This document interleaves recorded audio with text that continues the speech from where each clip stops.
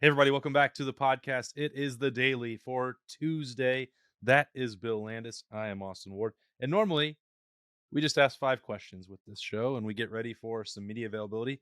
And we haven't had it confirmed. We're expecting some with the Buckeyes today or at some point later this week as we record it right now.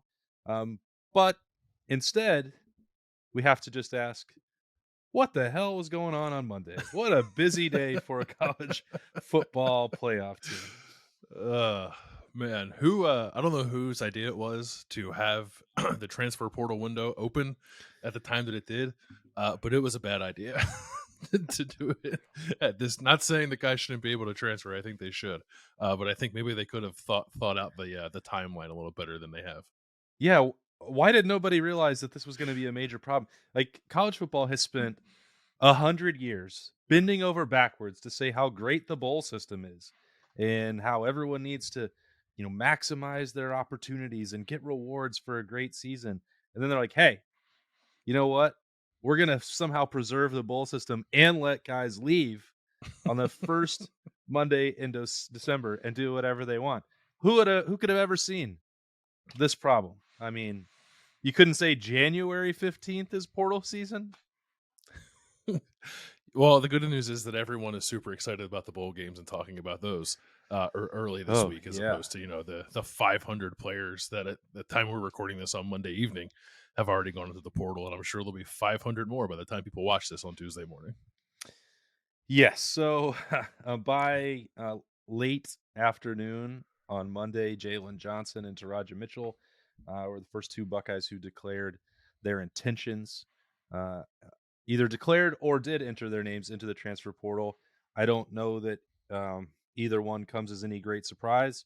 Taraja Mitchell, I think, had basically, telegraphed these intentions to Ohio State in the middle of the season. He has played in 4 games. He said he's going to stay through the college football playoff. But if he's going to be a graduate transfer somewhere, I don't believe that he can actually play in either the semifinal or the actual championship game if Ohio State gets to that point and still be eligible to go anywhere. So I believe his uh, on-field playing career for the Buckeyes is over. Even if he goes through practices and spends the rest of the month with the Buckeyes, Jalen Johnson dealt with injuries, and then after a rough first year with the Buckeyes, really was behind this logjam of safeties for Ohio State. Now the numbers moving forward, it's not nearly as deep of a position if you project out that depth chart. I know you were doing that at ohiostate.rivals.com on Monday, Bill. But it still didn't probably seem like Jalen Johnson was going to be a major factor for the Buckeyes moving forward. No, that one wasn't surprising, and I thought if you look at the positions, I guess where you might anticipate some movement, safety was one of them, even given the later numbers now that Ohio State appears to be staring at that position group. It is, um, rather dire there. I think if you assume that we know Tanner McAllister is leaving, Ronnie Hickman has said he's going to the NFL. Josh Proctor walked on senior day. I don't think anyone's expecting him to come back. So that's 3 guys out of the room. We don't know what Lathan Ransom's going to do. Now you have a guy out of there in Jalen Johnson. There's like 4 guys left in the safety room, and three coming in this recruiting class. So I don't know. I think like they very much like have reason to like guys like Kai Stokes and Sonny Styles, and I guess at the moment my gut would tell me that Lathan Ransom will probably come back next year. I think there's benefit to that. So if that's the case, then I don't think that's a position it's like, oh my gosh, you have to go look at someone in the portal for help there. But it's thin nonetheless. And then Taraja Mitchell, again, not terribly surprising. He and there's a few guys like this on the roster still, I suppose, like to go through your college career and have as many different position coaches as he's had, Hmm. and kind of try to find your way, I'd imagine can be quite difficult. So I guess it's unfortunate that he never really carved out the role that I'm sure he was looking for. Though he was a pretty important special teams player for Ohio State when he was healthy, and I do feel like there were times this year where they missed him. I don't think that comes as terribly surprising either. Yeah, I mean, you cannot question, in my mind, the work ethic from Taraja Mitchell. He talked openly about some of the mental struggles that he dealt with, trying to translate his athleticism onto a big stage with a bunch of people, watching, that he felt, some of that pressure and wasn't able to, perform, and we saw that, it seemed like the game was moving too fast for him, which didn't make sense because we know how fast he actually is. And I think in practice and workouts, you could just see the potential for this guy, and it just didn't. The pieces didn't quite fit together. Sometimes that happens, but he was elected a captain by Ohio State in 2021 because of all the value that he brought behind the scenes. And as you mentioned as well, still had no problem going out there and performing on special teams in the kicking game for Ohio State. So he gave 5 years to Ohio State, and I think everyone in that Woody A. Hayes Athletic Center will wish him well. Again, you look at the impact at linebacker, pretty negligible. Don't think it will be felt by Ohio State at all. We expect, as we sit here right now, that Tommy Eichenberg and Steel Chambers are both likely to come back, if not leaning strongly towards doing so. And then you've got a couple other young tacklers, somebody like CJ Hicks pushing up to try and get in the lineup, and Mhm. among some others. Like it'd be hard to see how Taraja Mitchell could have changed that. And I mean, really, if he could have, there wouldn't be a redshirt season available to him elsewhere anywhere. Anyway, he would already be playing this year. Yeah, and I think that's probably what a lot of coaches would tell you that this kind of portal situation is good for guys like Taraja who are older players who have 1 or 2 years left, and the writing's kind of on the wall that you're not going to carve out that role you're looking for. Not that you haven't been a meaningful contributor, because I think there are ways, and Taraja has been, excuse me. But now he has the opportunity to go, I guess, find a place that gets him on the field, features him more, and Ohio State is probably fine at linebacker moving forward because of everything you just said. So I think it kind of works out for both sides there. Was there anything that happened in the transfer portal nationally on Monday that surprised you or seemed crazy, Bill? Um, it was kind of jarring seeing all of, like, just the quarterback names, like big quarterback names. Just some guys that like Ohio State recruited who you pay attention to when they go elsewhere and like follow their careers. And some of this started happening before Monday. So like, I wasn't surprised to see DJ Uiagalelei go into the portal, but then when it happened, she's like, "Whoa, that's kind of odd to see a guy of that stature go in." And Graham Mertz goes in. Maybe the one that surprised me the most was Spencer Sanders at Oklahoma State. He's a really good quarterback at Oklahoma State, and they're a pretty good program. I know maybe they Yeah. took a little bit of a step back this year, but he's like one of their most productive quarterbacks ever, I think, and he's going to leave, I guess, to be kind of a 1 year rental at a what I imagine will be a pretty big time program. So that one, out of all the names I saw, probably caught me the most off guard. And then also Eric All at Michigan. This wasn't an outright "I'm entering the portal" situation, although it sounded like it.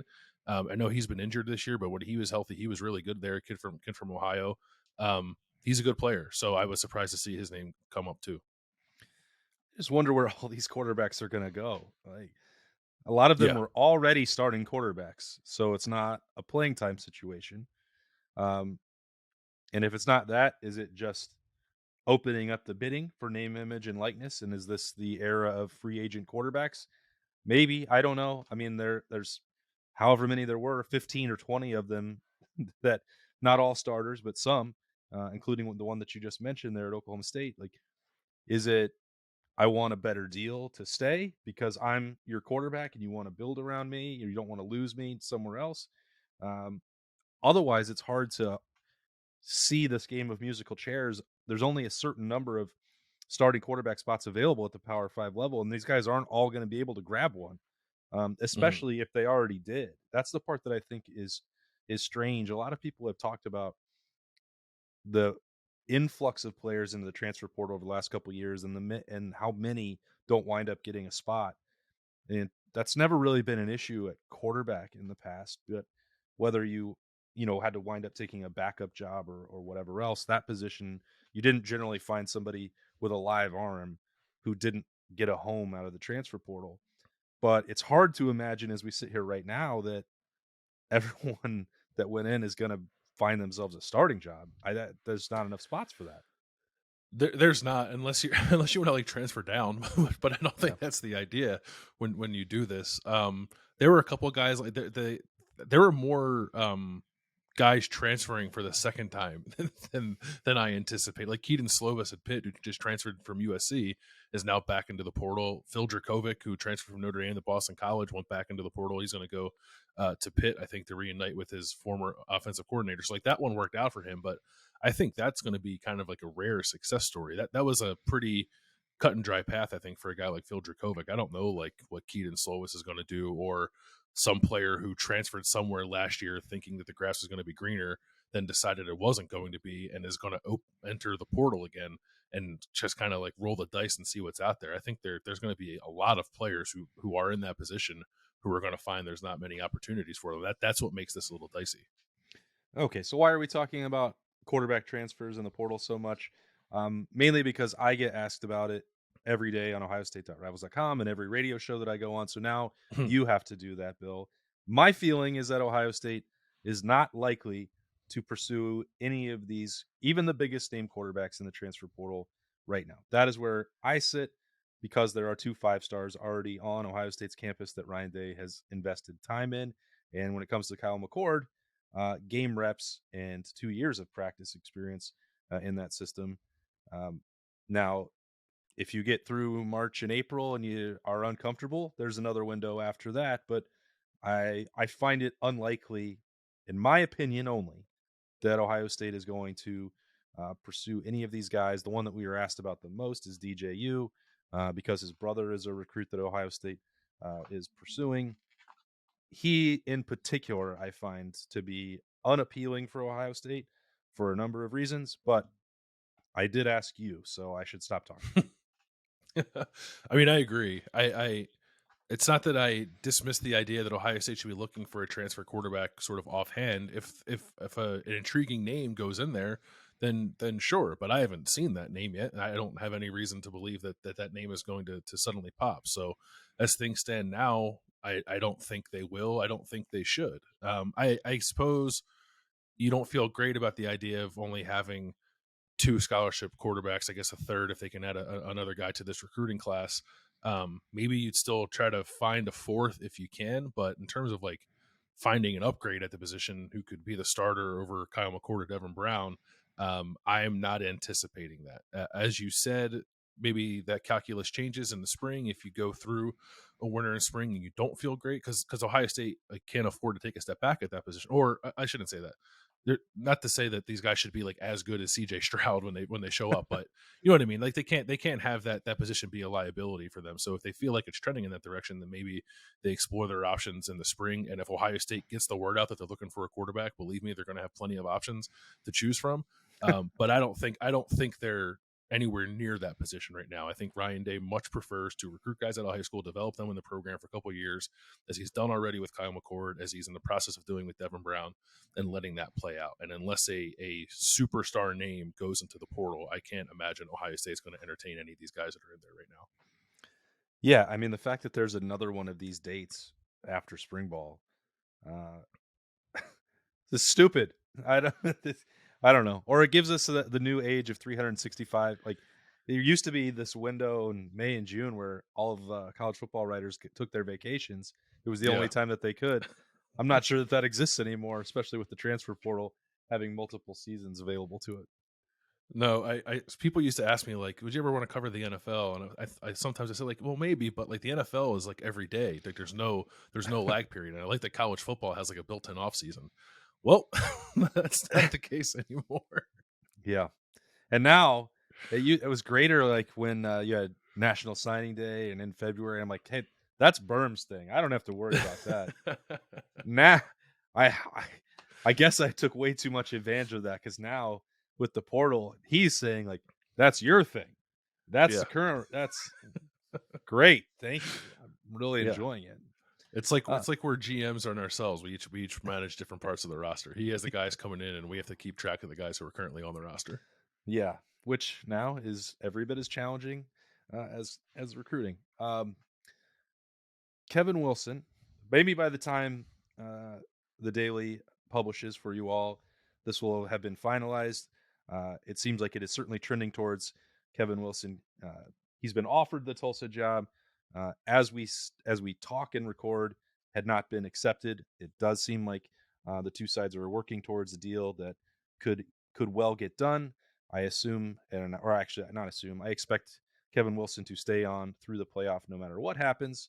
Definitely if he's still the offensive coordinator, but also if he's the head coach at Tulsa, just as Tom Herman did before him, or Luke Fickell, or any number of other guys who've been through this process, not likely to leave, and they also get recruiting benefits of exposure and staying through the college football playoff. I think that it's overdue for Kevin Wilson to get a shot again to run his own program. Um, do you feel the same, Bill? I do, and maybe there'll be some pushback there because of how his tenure at Indiana ended.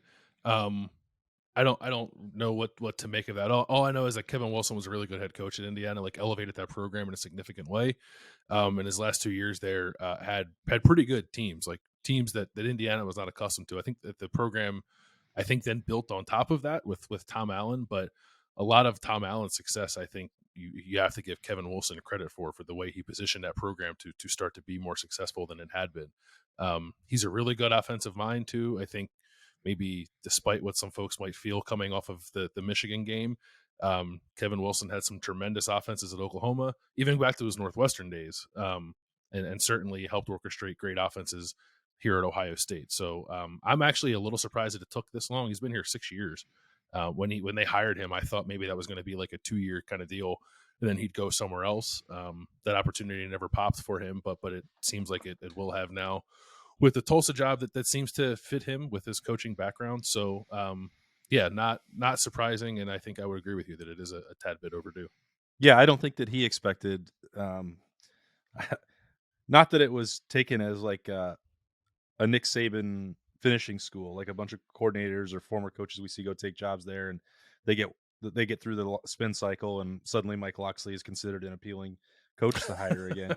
I think that he thought that might happen at Ohio. Kevin Wilson thought that might happen at Ohio State with Urban Meyer because he had, you know, performed at such a high level, punching above Indiana's normal weight, that he would get that opportunity in quicker fashion. As you mentioned, there were a lot of athletic directors, and I know this for sure, that just didn't understand or care to understand what happened with Indiana and the former athletic director and the separation there. I mean, Kevin Wilson was never found to have, you know, do anything illegal or break rules or whatever that, however you want to put it. There was nothing. He wasn't on the hook for that, and they paid him as they shook hands and went away. Uh, and it took, as you said, 6 years for somebody else to potentially decide to give him a chance. I'm surprised by that, but it does seem like it's going to happen now, and that creates a fascinating dynamic for something else we've talked about, which is, does Ryan Day need to hand over the sticks to somebody on offense?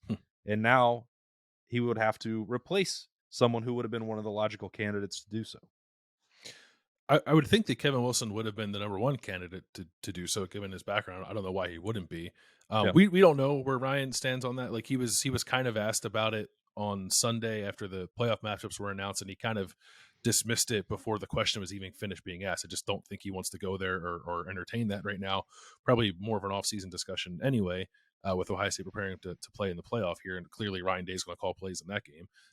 So I'm fascinated by that to see what he wants to do because it changes the entire tenor of filling the spot on the staff. If it turns out he's just looking for a tight ends coach, well, I don't know, maybe then it's just Keenan Bailey and you promote him and that's easy, cut and dry. Not much thought process there. I think they've been looking for an opportunity to elevate Keenan, and that could be it.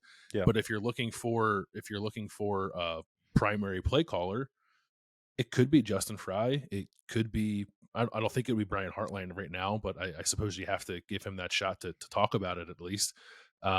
Tony Alford, although I know you've heard some things about him potentially having opportunities elsewhere, would be an in-house candidate as well. But I think if Ryan Day does decide that he wants to give up play calling, I think he'd probably have to go outside now to fill that role, with Kevin Wilson departing, which makes it all the more fascinating. Yeah, I think that we've known for so long, for several years, that Keenan Bailey is someone that Ohio State, I mean, they've created a title for him that's still not necessarily full time in terms of recruiting responsibilities and going on the road. He's always the first guy that they tap in, sort of like the swing recruiter. If somebody can't go for whatever reason, Keenan's in. He's taking their spot. They don't want to lose him. He's had multiple offers to be lower level coordinator or position coach at a Power 5 level. He's turned them all down because Ohio State has rewarded him financially to do so. They've invested their time and making him a future position coach was the assumption. So I think that's the tricky part. You would have assumed maybe that somebody else on Ohio State staff, after Kevin Wilson had been here so long and the success that Ohio State had had offensively with Day and Wilson in charge, that, well, maybe eventually it would be at wide receiver or running back or special teams, maybe like one of those spots. You thought, well, that's where Keenan will slide because you're not going to. I mean, Kevin Wilson's making well over $1 million a year. If you just shuffle it down and move Fry and Hartline up and then create that role for Keenan Bailey, that seems like it's not a step back. It's not the right way to put it. It just doesn't seem like the most aggressive coaching move that you could possibly make. That doesn't mean that it would be wrong, but I don't know if it would solve all the other things that we're talking about here in terms of play calling solution or outside voice or any of the other things that some people want. And I'm not sure what one of those things that Ryan Day would prioritize if this comes to be. Yeah, the thing that makes that hard, because we've seen him do both, right? We've seen him go the in-house route, sort of obvious thing, and we've seen him swing for the fences with like a Jim Knowles, and even Justin Fry. Granted, they had a background together. That was also, I think, a pretty big swing for Ryan Day to bring him in and pay him what they paid him to come coach the offensive line. So those are the type of moves I think I'd like to see him make if he does in fact decide he wants to give up some or all of the play calling and have a new voice come in. But it's difficult to know because we haven't had that conversation with him. I don't know if he views the offense at the moment the same way he viewed the defense last year. Frankly, he shouldn't, because like that was a disaster. This needs some like little oil here, grease the wheel a little bit. This isn't like a total revamp of the offense that needs to happen. They're very good still, but even given that, I could see why he'd want a experienced kind of voice to come in and bring some new ideas. So it's interesting. He can take it any number of ways, which I think will make it kind of fun, but also maybe a little frustrating for fans because they don't know exactly which direction it's going to go. Well, just off to a boring start here in December, and as the college football playoff field has been confirmed for Ohio State, just transfer portals and coaches, getting interviews, and second time already in last 4 days that Ohio State's had this.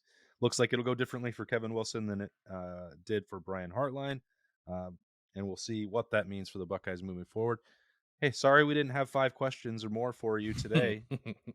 Maybe we'll just shift that back a day because it turns out the transfer portal season is now a new holiday that we're going to have to recognize on the college football calendar.